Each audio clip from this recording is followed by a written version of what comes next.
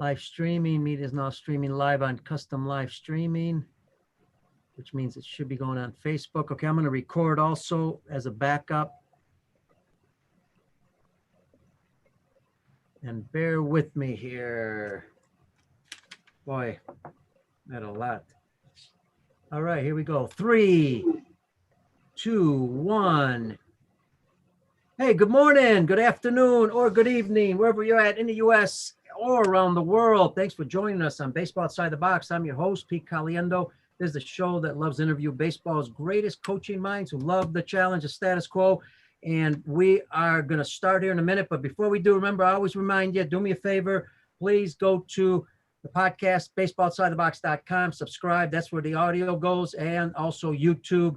Go there to Peter Caliendo, subscribe. That helps the show get out there, and we really appreciate it. We need your assistance. Without you, the show doesn't get out. Because of you, our listeners, the show is in 100 countries. We have listeners in 100 countries. We are proud of that, and that's all because of our listeners. You guys are fantastic. And, of course, the people who watch it on live on Facebook and live on YouTube currently. If you're on Facebook and you have a question, please leave it in the comments section. We will get it in.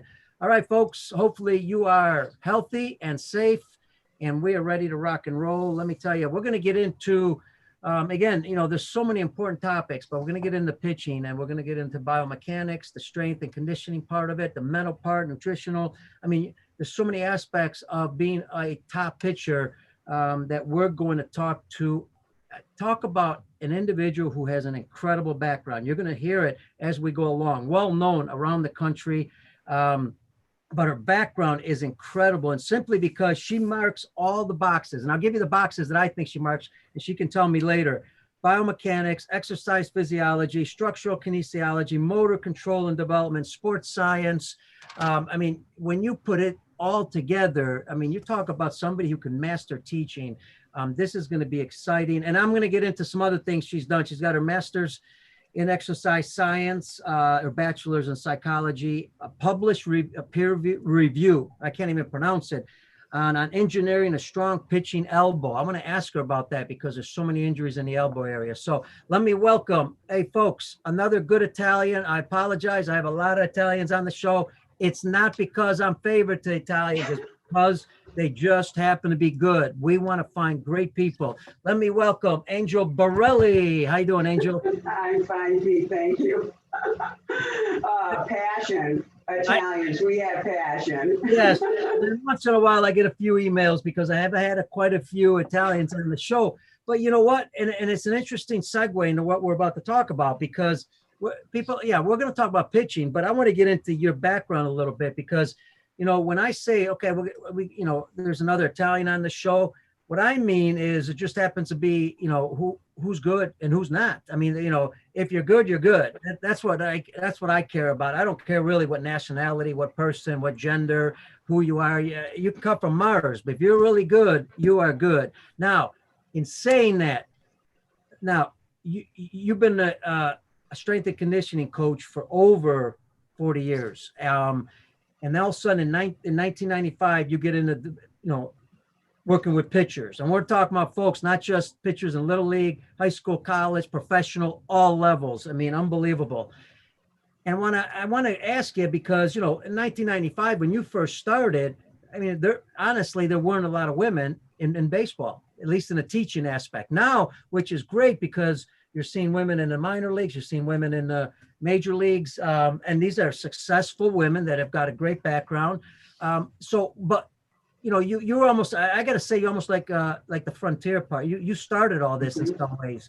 So I want to give our audience an idea what it was like at that time, because, and I apologize for talking long here, but you know, one of the things on your website, we talked off the air, it says, can a woman teach pitchers to improve? Well, you threw that out the window because, you know, you could teach anybody to improve pitching. So, I mean, you've taught men extremely well. So tell us your background a little bit, how this all started and how you got into it.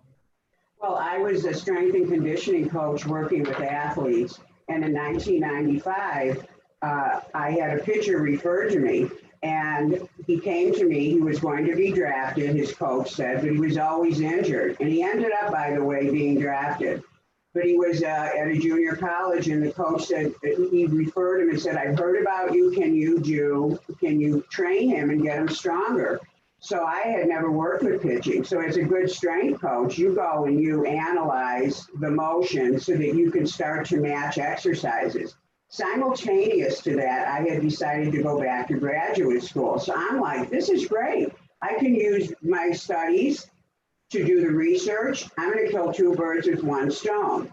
Well, the second I started delving into it, and I was interviewing the pitcher, hearing what they do, I started noticing right away two things. One is I absolutely loved pitching. I absolutely loved the way this pitcher was wired. I'm like, this is a very special guy here. And then the other thing I said is, why am I reading in books certain things that they should be doing because of the type of athlete they are? But that's not what I see them doing. You know, for example, them running distance and not running in the way you would run because of the type of athlete you are. Things weren't meshing. So in 95, it wasn't really so much I'm a woman in baseball as pitchers shouldn't lift weights. Nobody runs sprints. I was bringing information to the table that people were like, what? And especially the training part. Because in those days, in 1995, I mean, now the pitchers are buffed, right? They're all lifting weights. But in 1995, no. And I was very lucky that as I got more into it, I went across the street to a junior college, and Rob Wilson, the best coach ever at that time, I went to him and I said, I'm a graduate student. I'm just starting to work with training programs for pitchers. Can I take your pitchers into the gym and onto the track? He said, take my whole team. Please take them. And I said, well, I want to do some innovative stuff. He said, I'm in. And that's how I got my start. You know, that's, and I want to mention, you got your start, but you also dropped a incredible career because you were very successful at the conditioning program. Right. I had my own business. I was one-on-one, but I brought a different thing to the table so people knew I was really into what I was doing. I was always going to school, getting every type of certification I could. I had studied what's called structural integration, which is a form of rolfing. It's a form of body work. We actually learn how to engineer the body's posture. I brought some things to the table that gave me a reputation. So when I got the pitcher referred to me, it was referred because they said, we know you'll know how to figure out what to do. So I was brand new with pitching. I didn't know a thing about it. I knew I liked to watch baseball, but I wasn't really, I was a strength coach embarking on just another skill that my athlete had. And it was so complex, the skill, that I knew right away that I loved it. And if I wanted to be good at it, I would have to start focusing. So I told all my other athletes, at that time they were all male athletes from all different walks of sports. And I said, from here on out, I'm only going to work with baseball pitchers. And that's what I did. So because I knew if I was going to do this, I had to devote every minute. And every minute I was working with a different skill, I was missing out on a minute where I could be doing research on pitching. So my whole plan in 95 was to be this best strength coach ever. And I was going to go to graduate school, which I had started, and I was going to learn enough to become the best strength coach ever. And it was after being such a great strength coach with pitchers that they started saying to me, Angel, your workouts are so precise. Could you come and look at me on the mound? And so there I was, and it took me another X number of years to get my master's, because then I decided that I wanted to go into analysis. So that's how it started. They pulled me in, and it was great. And as far as being a female, I was such a geek that I didn't even think, like, I'm going to walk on a baseball field. I mean, I was like, science has no sex. Passion has no sex. It's like when you're called and you're inspired, you almost have blinders on. When I look back now, I go, are you kidding? Did I actually do that? But I did it. I did it. I walked right on the field and I thought nothing of it. And I said, hey, give me your guys. I want to train them. I'll volunteer. And that's actually what happened. So, yeah, I wasn't like going, uh-oh, I'm a woman in baseball. I was like, you know, this is what you follow your path. And I didn't even think twice about it. Yeah, and you stayed, for our young people out there, if you got young coaches, you know, you stayed focused, you took one area, which is pitching, you became an expert in it. But then to me, even more importantly, you know, I mentioned at the beginning of the show, you check all the boxes because, you know, in order, and then this is just me speaking, and then I'm going to see what you think, but in order to teach pitching, you know, everybody thinks it's just the mechanics. Well, sure. Okay. You got to have good biomechanical understanding, exercise physiology, some kinesiology, motor learning. Obviously that helps. You've got all these things, sports science, psychology, and strength and conditioning all coupled together, where now you can really, you know, give a lot more information and work for that young pitcher than most people can, because a lot of people don't have this background. Yes, it's so deep. It's down to the cellular level. And you know, when I started graduate school, the very first professor I had, he said to me, Angel, he said, the knowledge that you'll get, he said, you're only as good as how deep your knowledge goes. And so every turn in graduate school, they'd say, well, Angel, you don't have to have chemistry. But if you have chemistry, you'll understand physiology better. So I'm sitting there going, oh, you know, he just said that. What am I going to say? Oh, I'm going to go around it. I don't want chemistry. I'm going, you know what? I'm going to be taking checks from people. People are going to be paying me. Would they want to hear me say, oh, no, professor, I'm going to take the short way around. I would rather graduate a year earlier and not take chemistry? I mean, once he said it, I'm like, okay, so and as a student, I'm really good at what I do, but in chemistry and math and stuff like that, I was not. No, these things were hard for me. I had to have tutors, but I had to do it because specialization to me is everything. And this is, and I feel this way about kids that want to be pitchers. And then they tell me, I go, what do you play? Left field, right field, middle field, first base, second base, third base. I'm a catcher, I'm a pitcher. And I'm like, what's in your heart? Because if you don't get what's in your heart, how do you have time to focus? And sports are deep, and you're only as good as your own depth. So I found that to be true with me, and I feel that way about pitchers. If you're going to pitch. Don't get distracted. Be a specialist, because the things you miss when you don't focus, you don't know you missed them. So you think you have it, but you don't know you missed it. On that, yes. On that, I'd like to ask, and you see me looking down because I'm looking at our Facebook page in case there's questions. A lot of people joining us. Thank you for joining us on Facebook, everybody.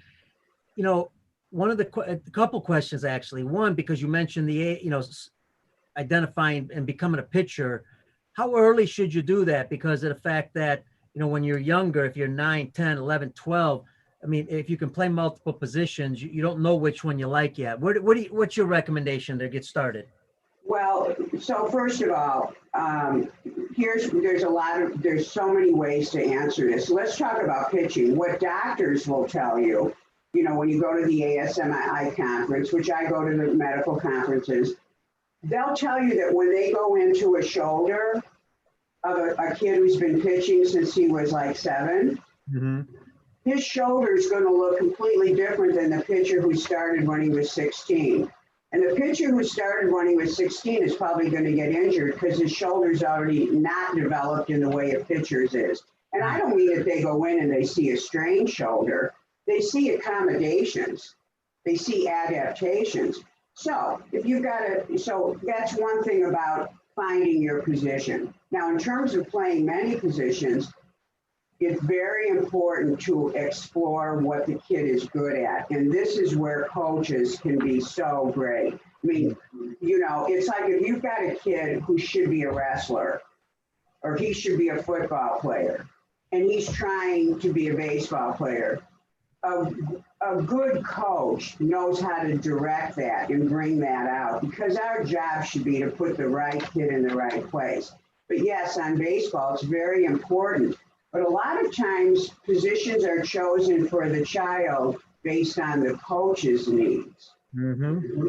And then the coach's needs are, okay, parents, please don't send in tons of bad messages to Pete on this. The parents are in the coach's face about, I want my kid to play every day. And maybe this coach thinks this guy should be a PO. I mean, maybe he's thinking that at 11. The parents, I want my kid on the field and I think he can do this. So we've got the poor youth coach dealing with the parent, still trying to evaluate where everybody should go. And you know, when you ask a youth coach, how many pitchers do you have? He says 11, you know, right? He's got 11 pitchers. I mean, everyone's a pitcher. So the thing is, there's so much that goes on. If we were to isolate, think of the countries, like the countries that win things, Russia, China, etc. They pick kids at an early age. They can tell by their body type. They can tell by their skill and also where their head is at with focusing on it. If you don't like it, you're not going to focus on it. If you don't like it, you're not going to be good at it. Most humans gravitate towards what they're good at.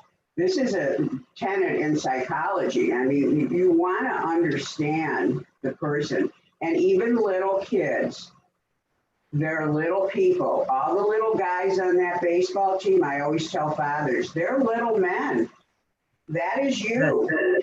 That is you. And they're showing, you know, if they're crying when they get on the mound, that's not the kid. He gives up a walk and he starts crying. That's probably not a kid that's going to handle it, because basically you don't change your wiring emotionally. You can kind of calm it, but you know, because you see a stud at 10 years old sometimes. You know, you look and say, man, that guy's got ice running in his veins, and he's 10. And it's scary to see, but it's almost like they're almost born into it. So I think that there's a combination of things, but yes, exploring in the best way you can what skill the child is good at is critical. And what he's good at is what he'll gravitate towards. Makes sense. Folks, do me a favor, go to gymscience.com. Check out Angel Borrelli's website. Incredible. Her podcast is there. A lot of great information. There's if you Google her name, you'll see a bunch of interviews she's done. You know, I want to go back a second because we really got to we're going to get into a little bit more in depth here, but I want to get into two things you said.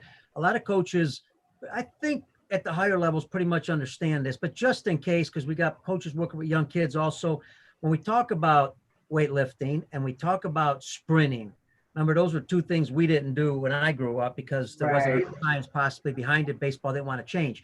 What's the benefit of those two things when it comes to pitching or anything else? Well, first of all, when you have a child, so strength training is a very critical part of development of an athlete. The forces that he's producing on the mound are pretty intense. So the stronger the body, the better. And you know, it's not such an unusual thing these days. I mean, it's not unusual at all. Kids are lifting weights at early ages. But you have to understand what happens. You know, a boy doesn't have hormones. So when he trains and he's 10 or 11 years old, if he's working out, he has to be under the direct supervision of an adult the whole time. You don't send him in the gym.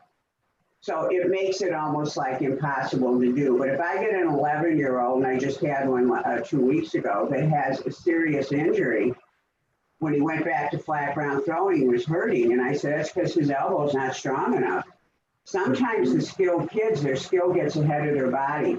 So let's talk about high school for sure, and then all the others. Training is absolutely necessary. First of all, the injuries are insane with pitchers. And muscles are designed to protect the deep structures of the body. That's how we're designed. The bone and the ligaments are on the bottom level. The muscles lay over them. They make the limbs move. If your muscle gets fatigued, then it doesn't do its job. And then the ligament becomes damaged. That's why we have so many ligament injuries. Ligament injuries usually start, I mean, if you talk to pitchers, in fact, I know I've heard this, when they interview pitchers who have had UCL, these are major leaguers, they'll say, I was feeling forearm pain and fatigue for a while. That muscle was not doing its job to protect the structure. So when you train, and you have to train correctly, and this is the reason why the deeper your knowledge goes, because when you're training, you can have an instructor that's overlaying an exercise, and he doesn't even know why he's giving it to you. If you know more, you know exactly what joint needs what muscles to work, and you'll know the plane of motion. If you know even more, you'll know the type of contraction it needs. If you know even more, you're going to know what nutrition he needs because he needs size there. You'll know exactly the programming to do. You'll also know the type of running he should do to recruit the right fibers so that he becomes more powerful and not drained by the running he's doing. So the deeper your knowledge goes, you can go down to the cellular level and create a program where you're literally engineering a pitcher, which is what I do. Luckily, with the pitchers that have been with me for years and the ones that stay with me, I literally in my head, I'm thinking I'm engineering them, correcting, fixing, so they can do what they do. I don't have to teach them pitching.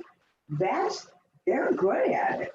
I need them to get out of their way and need their body to become one with their skill because they're already gifted at what they do or they wouldn't be on the mound. Very rarely do you see a guy make it that really shouldn't be a pitcher. They're there for a reason.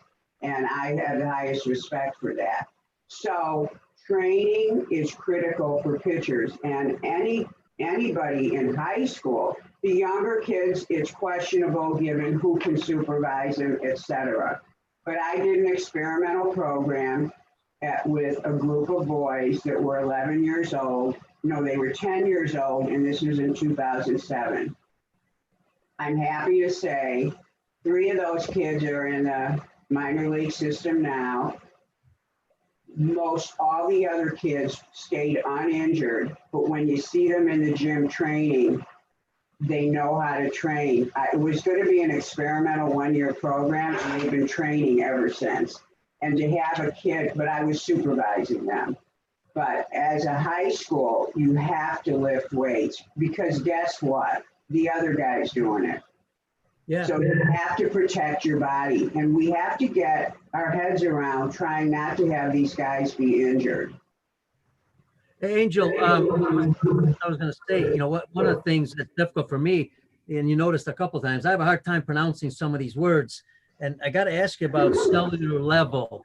What does that mean, cellular level, when you talk about that level? Well, your body is made up of, you've got tissue and you've got muscles and you've got tendons, but you've got cells inside of those muscles. You've got millions of cells in your body, and the cells make up the fibers that make up the tissue, that make up the contractile mechanism, that make up the muscle. I'm being extremely general about it.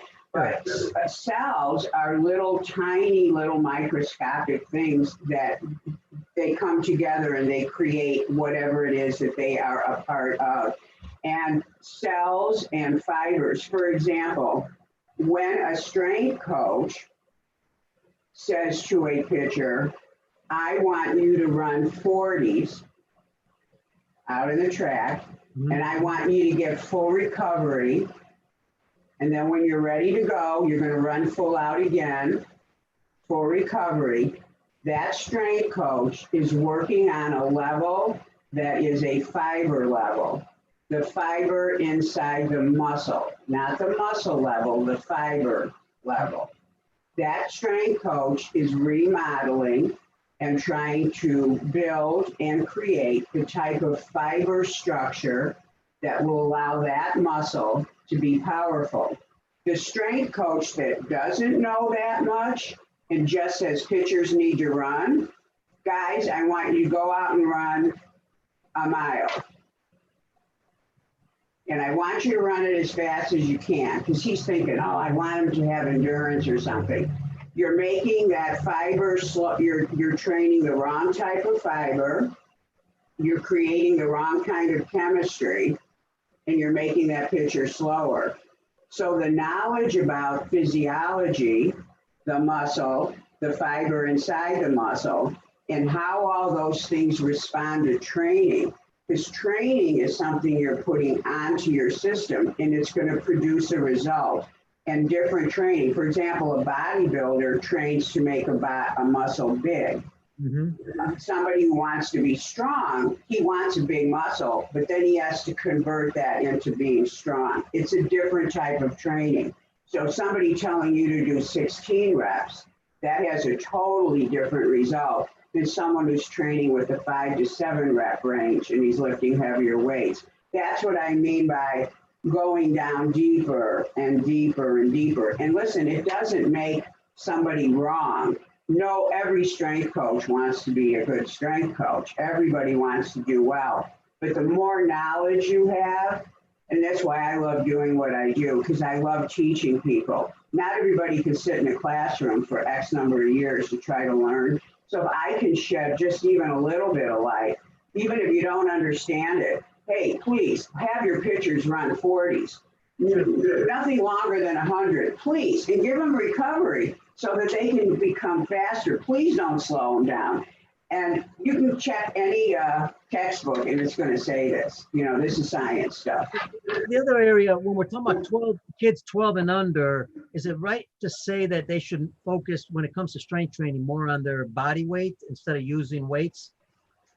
Well, first of all, believe it or not, if they're doing body weight stuff like a push-up, it can be ugly because they don't know how to control their bodies. So that sounds good. Mm-hmm. That what you're saying is don't have them have weapons in their hands, you know, like dumbbells. But the truth is taking a 10-year-old with the right dumbbell, let's say, and again, you have to be under the supervision, not of a parent, probably a professional. But if the kid is using a weight and he's got to have perfect posture and the weight isn't challenging him, he can learn to do some really great things with his body. But it is very individual as to if that child should be lifting weights. He might be using a weight, but he's not lifting weights.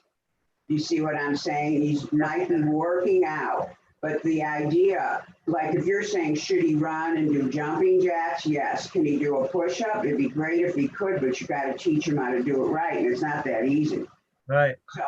So it depends on the professional, but a good professional who works with kids, they don't just pick that profession either.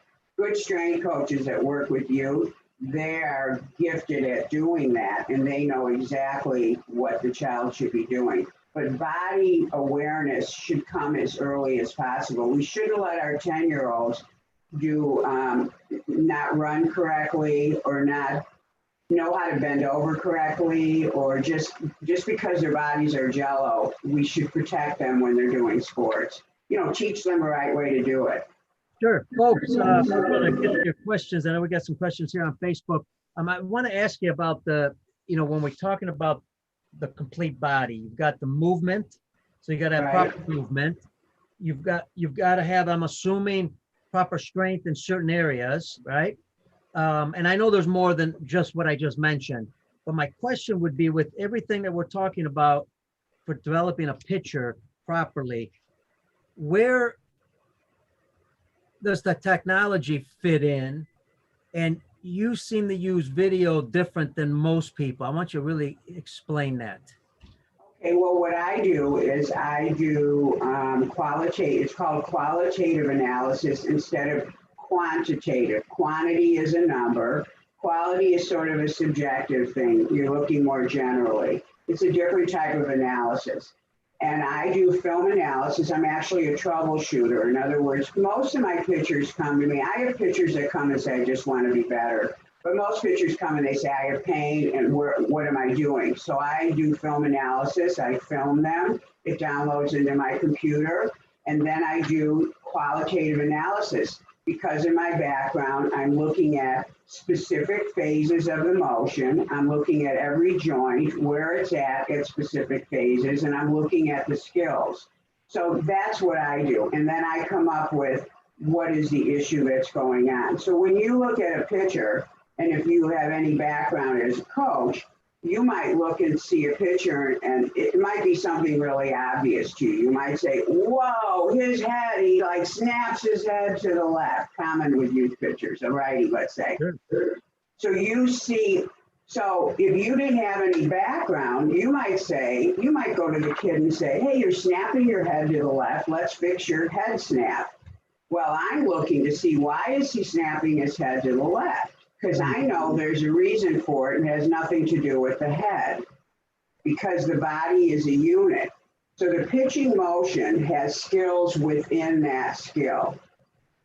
And so when you study analytical kinesiology, which is actually what I am, an analytical kinesiologist, you have to take every movement and break it into individual skills. And then you take those skills and break it down into each joint.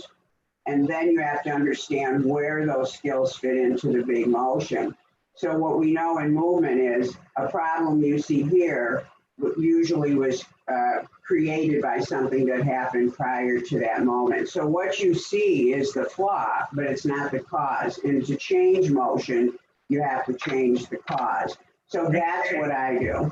And that's a great segue into the next question, because, okay, now you've identified the issue, which is, you know, half the battle. If we don't know what the issue is, how are we going to correct it? Sometimes I agree with you. I remember in the old days, we had to guess sometimes, and it took us more time before we even try to figure it out. Maybe we didn't even figure it out. So What's next? Now, once you've identified it, how does the fix work? That's an excellent question. So everybody who does coaching or teaching or whatever, so I consider myself a teacher. And because I understand the concept so well, I'm a concept teacher. In other words, you might see a strength coach in the gym teaching a squat, and they're going to just instruct them to teach a squat. I'm going to teach on a different level. I like to teach concepts. So my pitchers right now know more about the pitching motion than most pitching coaches, because I teach them. It doesn't matter what age they are. I go through their brain first I'm giving them respect. So here's something you're doing. If I'm going to come in and I'm going to try to change it, I got to respect that you're a person who's been doing something. So I need to get your attention on it, but I want to explain it to you so you get an understanding. So the first step is that the pitcher understand. And sometimes you have to give them background and say, listen, come here. I want to show you something. Give me your arm. This is what happens in the motion. And I might put his arm in a shape. I say, now, I want you to look at the film here. You see how your arm's not in that position? Okay, now let me show you what muscle does that. And let me show you how important it is because of this, this, and that. So before you know it, we're having dialogue. He hasn't moved yet, and he's getting an understanding. Now, then I say, now your arm or shoulder's hurting because when you do this, it's tweaking this and wherever the discussion goes. Then he's like, okay, we don't even begin to change it until he has that understanding. Then the next thing I do is I design a drill or an exercise. And this is where having the background as a strength coach, having the background in structural integration that I have with posture, and then having the understanding of the motion and the way the joints work in the motion, I can design a drill or a movement that will give the pitcher the next most important ingredient, which is feel. Pitchers are kinesthetic. A lot of them learn visually, some work, but they feel things. they couldn't have that feel and do what they do with that ball if they didn't have feel. So I give them a way, I structure something where they're not going to make an error and they're going to feel something. And then when they feel it, I go, okay, now that's the feel. And then I start backing it up and integrating it into a drill, a modified drill. And before you know it, we're integrating it into playing catch and into pitching. So I back up the process. So that's different than a biomechanical analysis, which will give you, pictures, tell you how many degrees you're off. For example, I look at a picture, and because I know where things are, there's a range of places you want certain body parts to be. If they're not there at a certain time in the motion when they're supposed to be, then I'm going to say it's off right here to myself. I'm saying this is off. I don't need to know that it's 5 degrees off or 10 degrees off or 30 degrees off. For what I do, I need to just know it's off, and then I need to make that correction. So that's different than a quantitative analysis. And they're both valuable. And I have to use quantitative sorts of knowledge to be able to even apply what I do. Have you've seen, and it'd be interesting to get your take on this. You've seen Major League Baseball and other levels too, where they have changed some pitchers' arm action, make it shorter because it was long. And there's been success behind it. I could use Giolito with the White Sox as an example of it. You could see two angles when when his arm was longer, and then they shortened it up, and he was more successful last year with it. Is that something common? You change the arm angles? Like that goes back to the body movements, right? Well, what I do is if I see that an angle is off, let's say I see that, okay, so if you would say that if you would want to change a pitcher's arm, it must be because it's too long or too short at a certain time in the motion. So instead of saying we're changing this angle, the change in the angle should be a byproduct of doing the movement before it correctly. So for example, if a pitcher comes out of the glove and his timing is correct and he comes up into his early cocking position correctly, that's going to create a certain angle. Well, if he comes out of the glove like this or in some strange way, it's not going to look right. So it's not, you see that the angle is off, but it's the way he's getting there that's probably off. So it's a different way of approaching it. Now, pitching coaches, especially at higher levels, amazing eyeballs. There's nothing that's going to replace the eyeball test. To me, data and everything else, if it looks wrong and it is wrong, it's probably wrong. The eyeball test is important. They don't even know sometimes what they're doing, but they'll go, that arm is off, and they'll go and directly change that. And yes, they can have good luck with it. I work a different way because my knowledge base is different. All right, the other area I want to kind of go in, I'm getting a little feedback. I think we're okay. The other area was, the big area, obviously, and you mentioned there's a lot of injuries going on. Now, I noticed that, you spoke at the American Sports Medical Institute 3 times, and one of the areas, one of the topics was connecting dots between pitching motion and the UCL injury. This relates to because players are throwing a lot harder now, and the UCL can only maintain so much velocity in it. Can you explain what? Right. Well, the scientists that spend their days in the laboratory, thank God they do this, they measure the strength of ligaments. And what they know is that the ligament, the amount of strain that it can take is way less than the strain it's enduring during the pitching motion. So we already know it's vulnerable. Okay, so that's the first thing we know. The second thing we know is that when you deliver the ball in the acceleration mode, the shoulder is the main joint that's delivering the force. The energy is transferred to it, but it goes from the shoulder through the elbow into the wrist. The wrist is the very last joint that applies the velocity to the ball. So it's going from the shoulder to the elbow to the wrist. So the elbow is under tons of strain, and because of the position of the elbow, you have forces coming in at it that make it vulnerable because of the position that it's in. So what we want to see in the pitching motion are angles that, one, keep the ligaments most taut and most strong, so you're not doing something strange. And the other thing we want to do is make sure that you are not decelerating incorrectly, which puts more strain on the arm. So the UCL has to be protected through strength of the muscles surrounding it so they don't get fatigued, because if they get fatigued, then that ligament's hanging there on its own. But also we want to see actions. This is what we do when we say efficient actions. We want certain angles and certain things to happen that allow that arm to be strong where it needs to be strong, and then to slow down in the way that it needs to slow down. So you're not just beating it back and forth every time you pitch. And what I also do is I make sure, I mean, my guys train their elbow joints and their forearms like crazy, because I want to be sure that that muscle stays strong enough.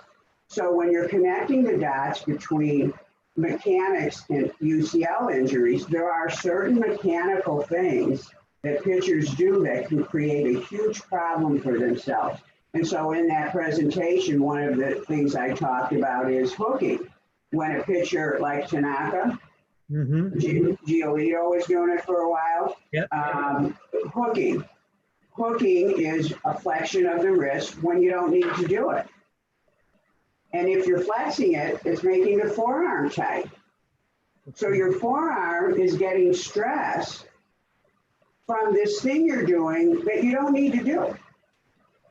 But because the pitcher's in the glove and his wrist is bent, he might not know he's just coming out of the glove like that. And now you've got forearm stress unnecessarily. So now, how many pitches is he throwing? Let's say he throws his pen in between pitches. Let's say he's a starter. They were up around 200 pitches. And he played catch. Now he's doing that the whole time. Well, now his forearms, just plain old getting tired. I mean, just do wrist flexions just like this, and your forearm will be pumped up and tired in a minute. All right.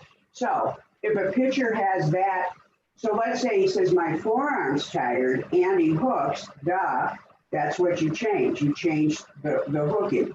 That gives him the relief. But again, you're seeing him hook, and he's showing the hitter the ball, etc. You got to go to the source of it. You know, where does he hook? When does he hook? Is it in the glove? Does he come out of the glove like this, or does he stay straight and then hook?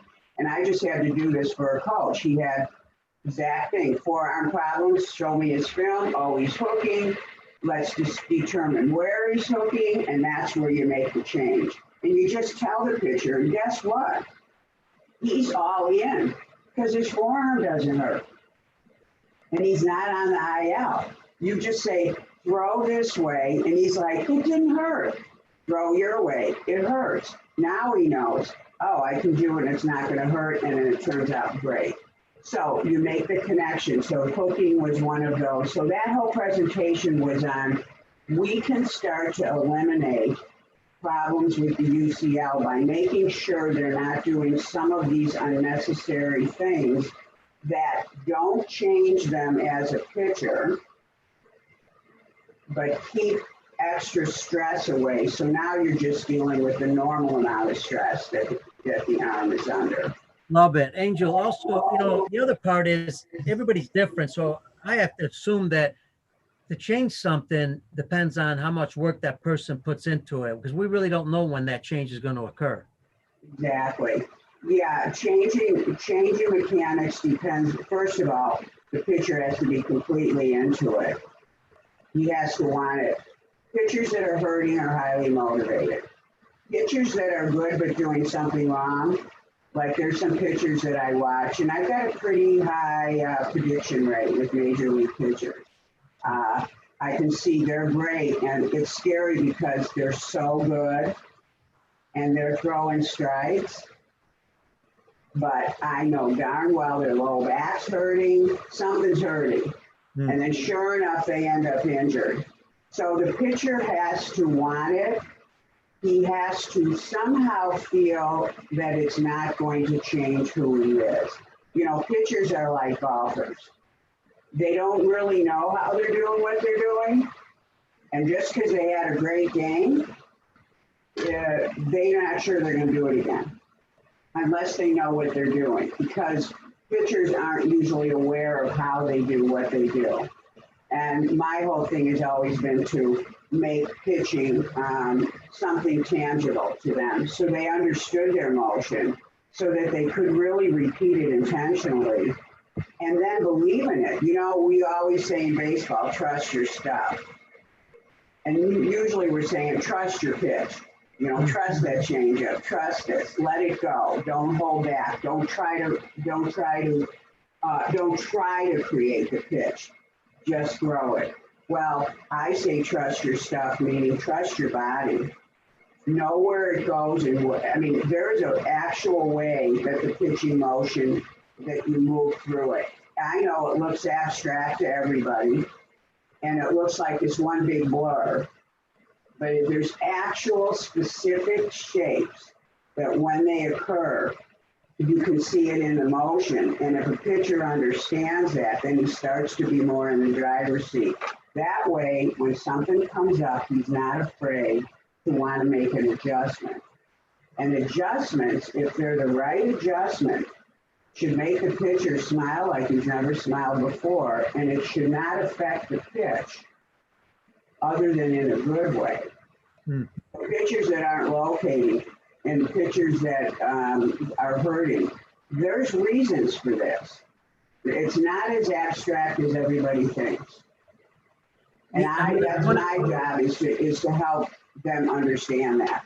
I'm going to get into a minute here, a little bit about the psychology aspect of it, where it comes into. But before we do, you mentioned something about earlier, if I remember correctly, and sometimes this time my mind went blank for a second, but you mentioned, movements, proper movements. And you said that the eyes usually tell you, it looks good or it doesn't look good, so better do some eyeball test. Yeah. Eyeball test. Now, my eyeball test a lot of times on television, I'm looking at pictures, pretty good pictures sometimes, and they're throwing, but then they're spinning off the one foot to the left, or I look even some Japanese pictures in Japan, not necessarily the ones that always come here in the States. They'll throw and their body pretty much stays where they throw. They don't continue forward that much. Now I'm going on Greg Maddox. When I watched Greg Maddox, his body was going in one direction. He almost took 2-3 hops after he threw because he had to catch himself a little bit. He's probably the guy that threw more strikes than anybody in the game. So when I see this spinning going on, but yet the player's still not hurt, is something happening that we're not seeing that's correct? Well, I think this is so funny that you're bringing this up, because people ask me, what's the first thing you look at when you look at a pitcher? And I look at the way he finishes. If he's falling off and he can't control, there's some pitchers that have finishes that are beautiful. There's a lefty that I can't think of. It is unreal. Their finishes, when you see a pitcher follow through and he comes up and he's in control over that front leg, it's gorgeous. But when you see someone spin off and fall off, and what I'm saying is they're not in control in the middle of their motion. This isn't right. And I've said this a million times on the podcast. This is the difference in driving your car into a wall to stop it instead of using the brake to stop it. And to me, and the deceleration phase is so intense for the body. It is where you can get hurt the most. So, hey, go ahead. Go ahead. No, I want to stop you just for a second, only because of the importance of it. And I think it's a great analogy, that we're not going forward, we're going to the left a little bit. In what area, when the player's going forward, and you have the deceleration, because the deceleration is where most of the injuries seem to be occurring from. Mm-hmm. Explain why the deceleration is so important, and what's the best way for that to occur? Well, there's deceleration going on all the levels. So first of all, the pitcher does not fall at the bottom of the mound and roll towards the hitter on the ground, right? So Right. you know he decelerated. Okay, you know that. His arm didn't fly out of his body, and so you know that had to decelerate. So you've got the so first of all, pitching. Let's picture a pitcher starting from the stretch, because even from the windup, he ends up looking like he came from the stretch, right? The knee lift is to the side. He's going sideways. Let's take. Are you a righty, Pete? Yes. Okay, so take a righty pitcher. He's going sideways down the mound. Let's pretend you're standing behind the rubber. So you're in the outfield, but you're real close to him, so you're watching him. Okay, he's sideways. He strides down the hill. He makes a right. His body turns to the turns towards his right. He's turning. And now he's facing the hitter, so he's going straight forward. He really isn't going to the left. He isn't really going to the right. He made a nice clean turn, and now he's facing straight on like you and I are facing straight on, and then he goes forward. When he goes forward over his legs, in order to do all of that and to accumulate all the speed, which he did through his rotation, I mean, think about somebody who's trying to throw something far, standing, just playing around in the yard. You're going to spin around and then throw it. Well, the pitcher's spinning. He's gathering angular velocity, it's called, and then he goes forward. So his low back has to decelerate his trunk. That way he doesn't fall on his chest.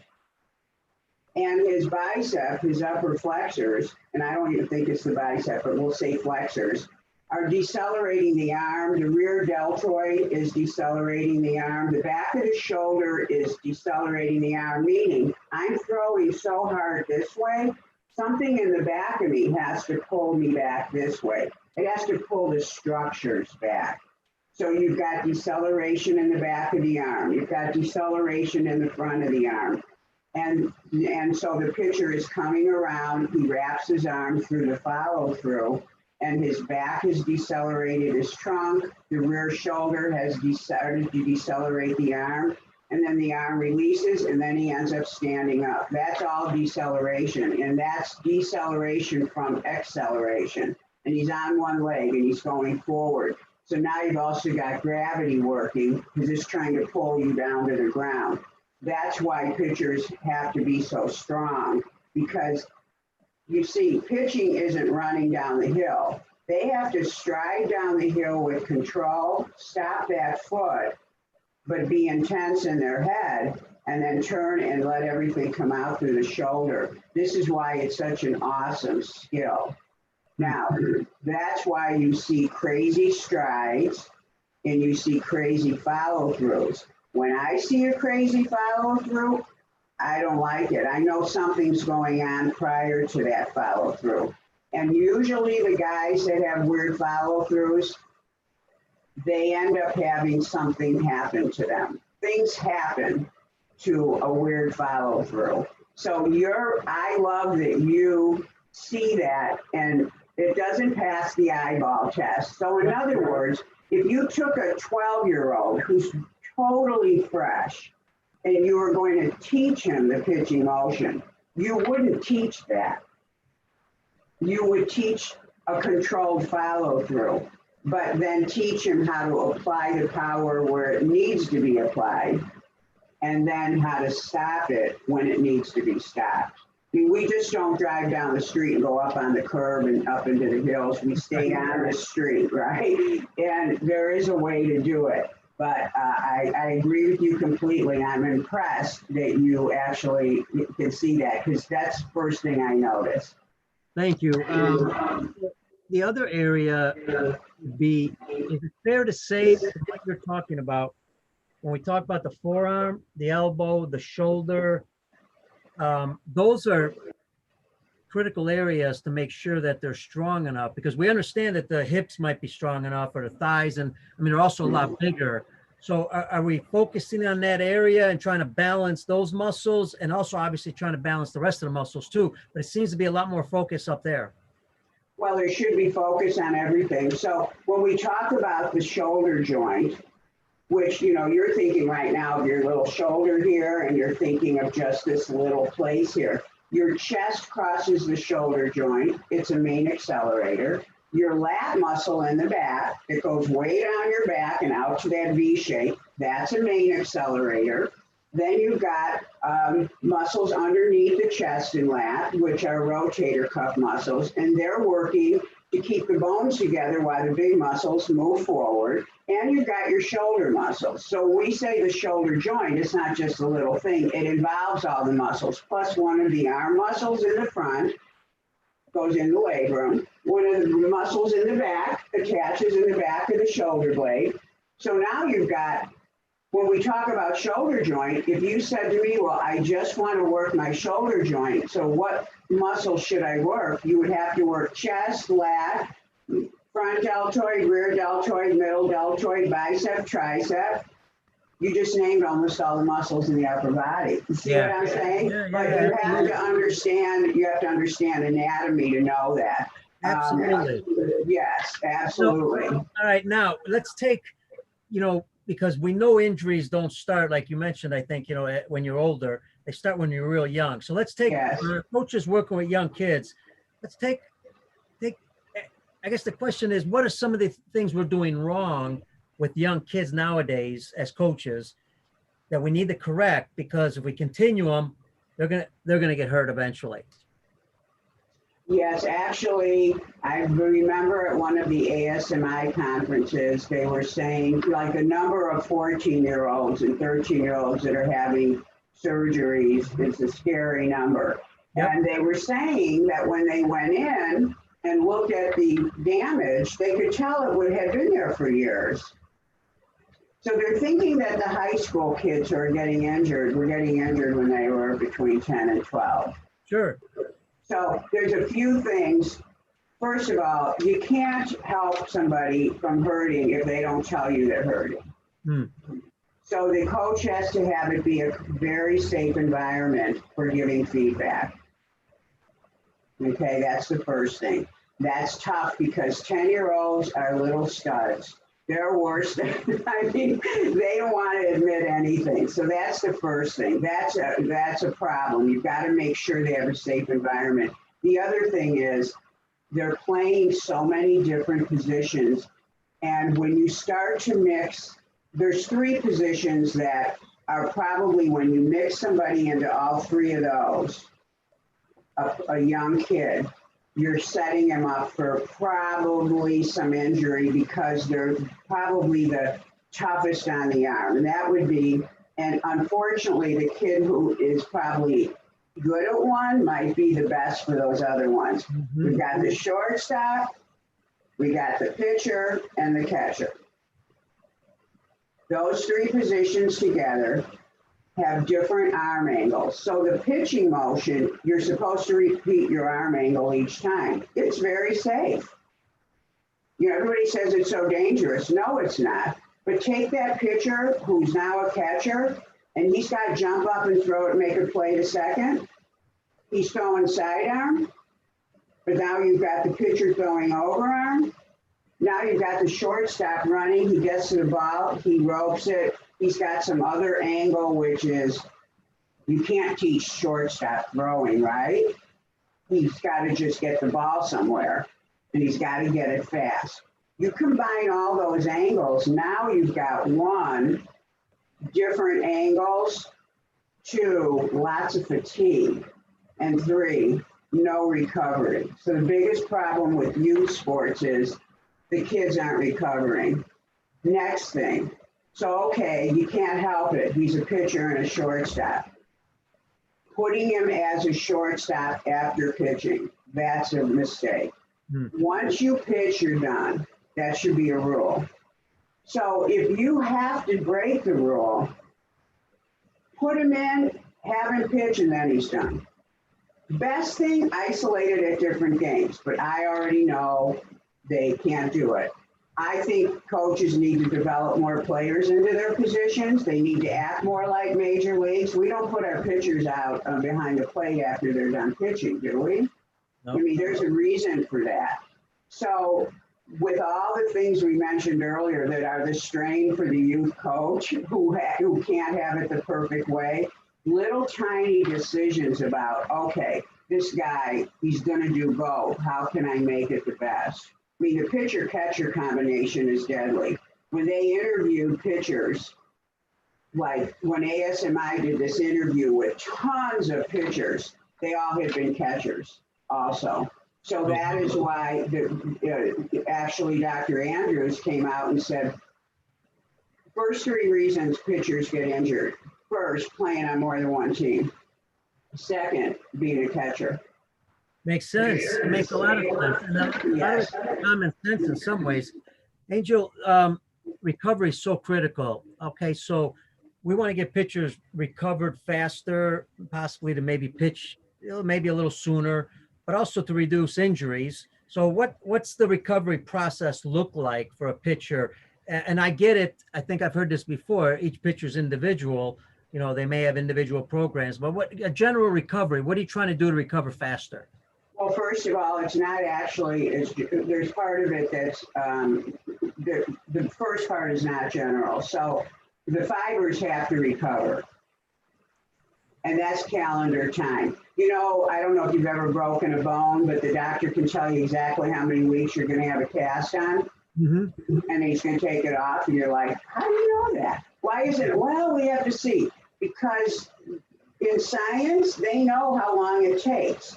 So we know through science, when I say we, in my field of sports science, there are geniuses that they draw blood and they look at tissue and microscope. So we know that so much damage has a certain calendar time. That's why baseball guidelines that come out make sense. So I use the original USA Baseball guidelines. So let's just talk about that for a minute. Sure. So a 12-year-old, if he throws 34 pitches today, he has to have 1 day of recovery for that. If he were 16, he could go 39. And we know that on the next day, that night, a few hours after he's off the mound, and the next day, his fibers are torn up. So if he pitches during that time, there's two things that are going to happen. First of all, inside the muscle, there's fibers, and the fibers contract to produce the motion. Well, there's a chaotic organization going on within the muscle. So let's say we've got fiber called number 1, 2, and 3. And let's say you use 1, 2, and 3 to pitch. So the next day, 1, 2, and 3 is tired.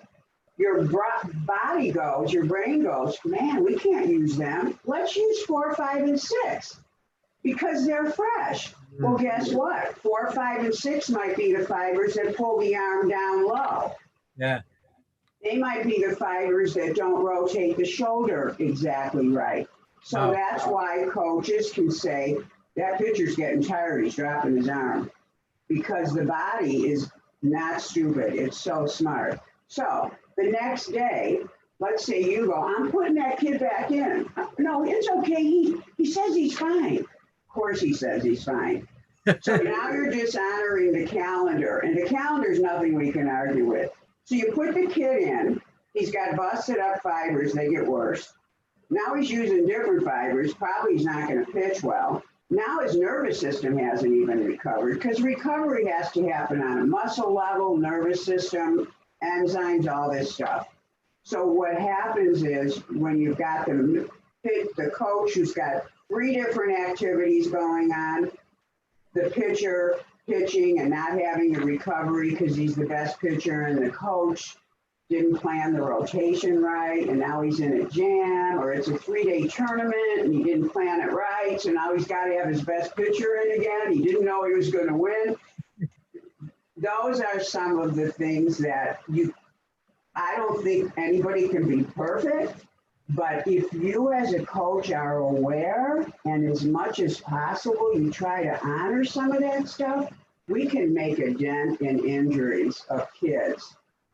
And this is particularly because the kid isn't going to come to you and say, Coach, my arm's tired. But again, the eyeball test, you should be able to tell. And you know what? We can tell.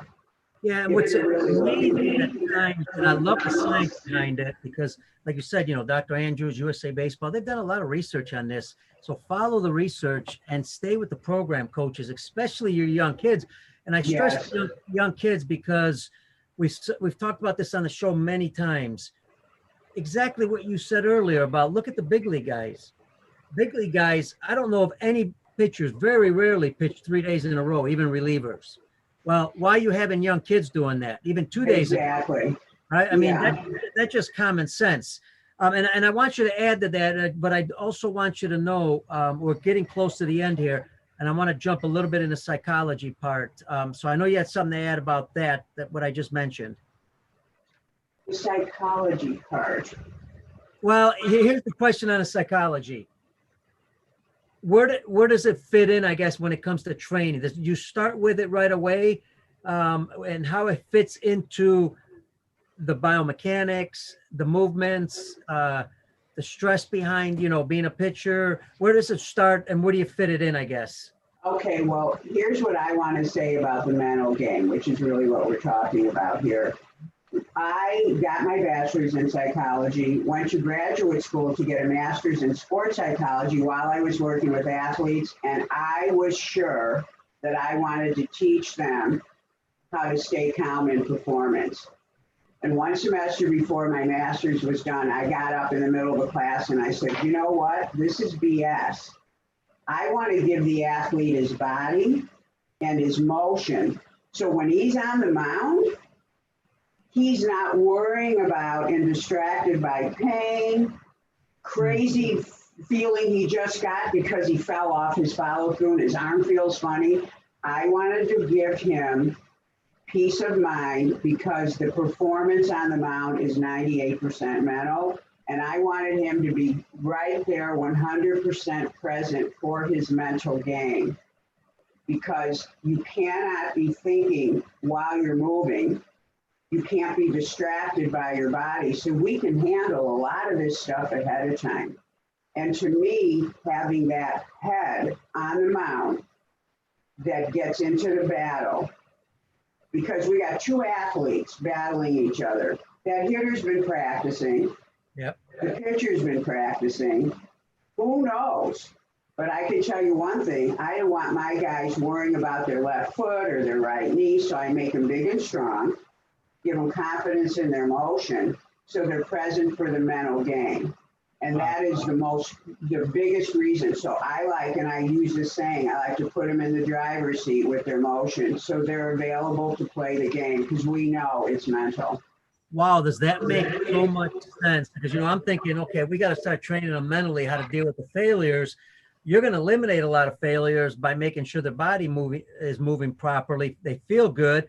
They're throwing strikes. Now you can go to the mental game when there may be an issue because they give up a couple hits, even though they may have been good pitches. They don't realize they were good pitches. They think that they did something wrong. So now it starts playing in their mind. Now comes the mental game. Exactly. And also, too, I mean, think about when you were a kid going into an exam you didn't study for. And that's a nightmare, right? Okay. When you're prepared, so all my pitchers, my pitchers are like little companies. I run the whole thing. They know when they're pitching, when they're playing catch, when they're training, what body parts they train, how many they're throwing. The whole thing is handled. And my best pitchers now have been doing this with me for over 10 years. So they don't the catcher keeps counting. We know how many pitches. It's never random. It's never like, oh, should we pitch today or not? So they know their recovery. They know everything. These guys are prepared. If you're prepared, you've done the work, and you lose a game, that's a whole different thing to deal with than I wasn't prepared. I was terrible. I don't know what I'm going to do. I never know what I'm doing. My guys have a system when they get to the field. They do recovery stuff immediately at the field to bring blood in to heal all those decelerators we talked about. They have a system, and I designed a program. And it is a product that I have, the first pitch strike preparation and recovery program. They know exactly how to warm up each joint. They know exactly what they're doing. They know exactly what they do when they're done. They go in the gym after they're done. They know exactly what they're doing.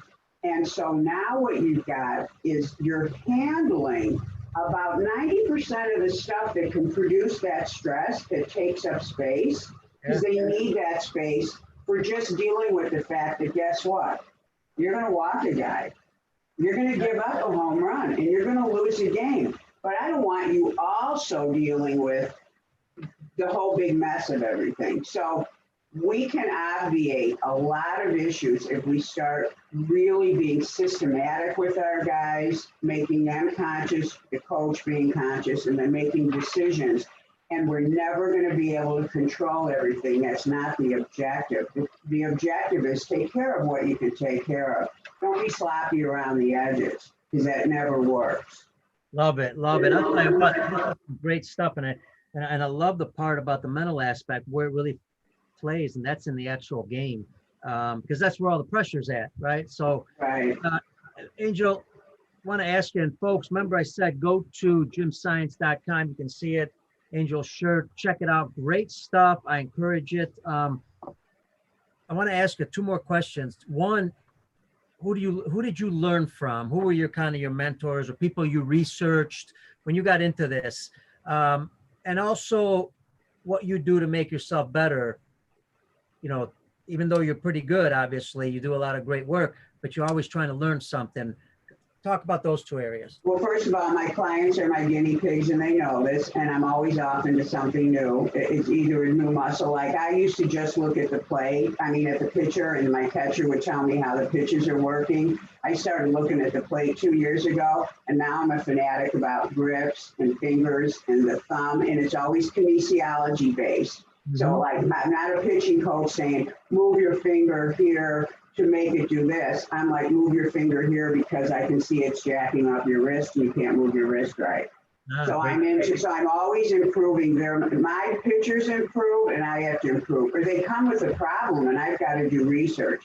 My education that I got, the best professors, San Francisco State, I went to Cal State East Bay for a while. I had some of the best professors that spoke in concepts that taught me how to think. And because I've always been a book person my whole life, I know how to do the research. So they were some of the best, but my mentors have been my pitchers. You know what? They present the problem. I go do the research. I come back with a solution because guess what? Our body always is going to have 2 arms, 2 legs. Kinesiology doesn't change. So what changes are the circumstances. And then when you have an education, you can go and start to do the research. And that's really what I do. I'm researching something almost every day. I've got a kid that can't learn something. I never say he can't learn it. I say, I haven't said the right thing yet. And so I am constantly trying to improve. Probably no different than a baseball coach who's constantly trying to think of better practices, better plays, different things to teach, different ways to teach it. I was looking at the questions, folks, and it looks like we answered most of the questions, even though I didn't bring up the question, but Angel answered them. One of them was, there was one question, I guess we did hit on, but let's just make sure. And that is, when we're talking about pitching development, when a youngster starts pitching, there's a lot of information. You can start early, but I'm assuming, you got to watch the information that you're giving that youngster. Yeah, well, first of all, when you're dealing with a child, you have to first always figure out how does this kid learn. Now, I can tell easily, and it's somebody who's older, but is he a visual guy? Is he a left-sided guy, right-sided? Is he a math guy? I always say to the little kid, what's your favorite subject? Yeah. Or what do you do? So you first got to dial in that way. And then you have to teach to his level, but you also have to teach above it. You can't teach a little kid like a little kid. I teach pretty much the same way, but I have a different way that I might teach it. They can't get concepts. So you have to know your stuff so well and know what you're trying to teach that you can show them and put them in a position to feel it and to do it successfully. So it has to be simple enough. Their brains aren't developed. They don't get concepts the way I can do a concept thing with my older pitchers. So you have to make it simple and you have to make sure it's a feel-oriented thing but also you have to know the pitcher himself. And the other thing that I remember a great professor saying this to me, a human being can learn anything as long as they practice it enough. So you have to give assignments, you have to dole it out, and you never teach more than one thing at a time to a child. Coaches, hopefully you are taking a ton of notes. This is some great stuff. Love it. Angel, we're at the end here. So what I wanted to do is kind of, closing statements on, about, something that we missed. Because, I mean, there's so much to this topic, obviously, pitching. I mean, it's a broad picture. But is there something that, you wanted to mention that maybe we didn't get a chance to talk about, kind of a closing end to the show? Maybe to our parents and coaches, some advice? Well, here's what I think. So I think something that's important. So baseball is a business, and baseball coaches need to win games. And so baseball coaches and pitchers and everyone needs to perform. And so when we look at the major leagues, I'll see a guy who's throwing strikes and he's awesome. And everybody thinks he may be an MVP kind of guy. And baseball is about what you do. Okay. Somewhere we want to blend in a safe way how they do it. And I think baseball, I'm praying that it's moving in that direction. I thought it was going to move in that direction, but then they started bringing in data. But I think there's a place, and they're going to make room for it, where, yes, he's got to still throw these strikes. He throws strikes. So this is what the pitcher does. He's got to throw strikes. But somewhere, let's weave in how he throws those strikes so he can last longer. You see, everybody's making, this is the perfect time to say this, everybody's making this big deal about 43-year-old Tom Brady. Guess what? He's doing, this is how we all should be in life.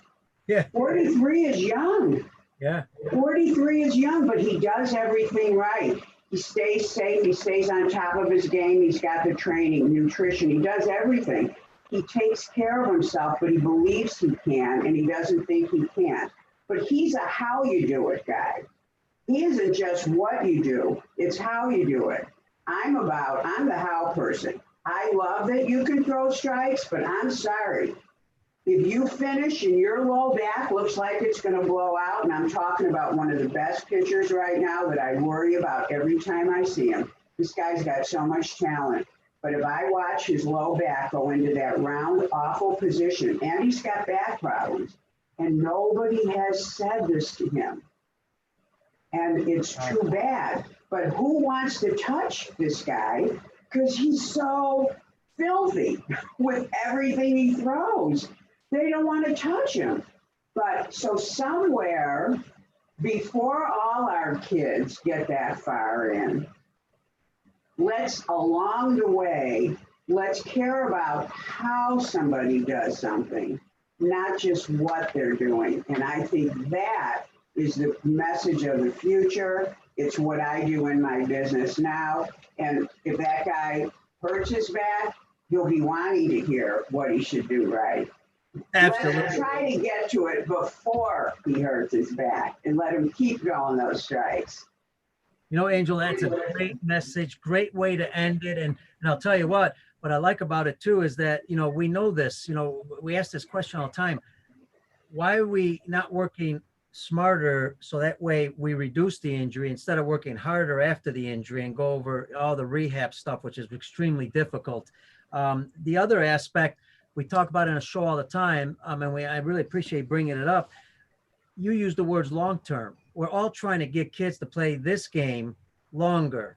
And people use the excuse, that kids drop out of sports because of this, and this. Let me tell you something. I understand certain things they might drop out of baseball because of, but I do know this, they quit early because they're no longer successful or they don't enjoy the game anymore. Otherwise, if we did some of these things really well, they would play longer, because why would a kid that's enjoying something he really loves not want to play longer if he's good at it? Yes. No, I agree. And men who are in the major leagues, in the minor leagues, I see what my 23-year-olds go through in the minor leagues. This is their job. This is no different than a job you have or I have. We want to keep it. And the thought that, oh, you're old when you're 28? Yeah. No, it's insane. These guys should be getting better. Every time they pitch, they should be getting better. And you notice we don't always see that, right? We don't always see the guy. He threw 90 when we drafted him, and now he's throwing 95. That's how it should be. That's why we have to care a little bit more and maybe catch it sooner so they're not already on the major league mound going, whoa, if I change something, will I still be able to do it? So I think that this is, yes, let's be the 43-year-old pitchers. Absolutely. You know, yeah, let's be the guy who goes and gets it done. And let's engineer that generation now. That's what I'm trying to do. Love it. Love it. I can't thank you enough. I really appreciate it. It's been a great show. Well, thank you. It's been an honor to be with you. All right. That is Angel Borrelli. Listen, check her website out, gymscience.com. I keep looking to my right when all I got to do is look at you. You got it written on your shirt. gymscience.com. Get a hold of Angel. Check out her podcast. You'll see everything on her website. I went through the website. It's outstanding. And don't forget, do us a favor. Go to YouTube, Peter Caliendo. Go to the podcast, Baseball Outside the Box. Subscribe. Tell your friends about the show. Tell anybody that's in the game of baseball at any level. We'd love to hear from them. Don't forget, special thanks to our producer, Brian Clark, with the Lineup Media Group. Special thanks to all of you in the U.S. and around the world for joining the show. And remember, be healthy, stay safe. God bless you. And we will see you on the next show.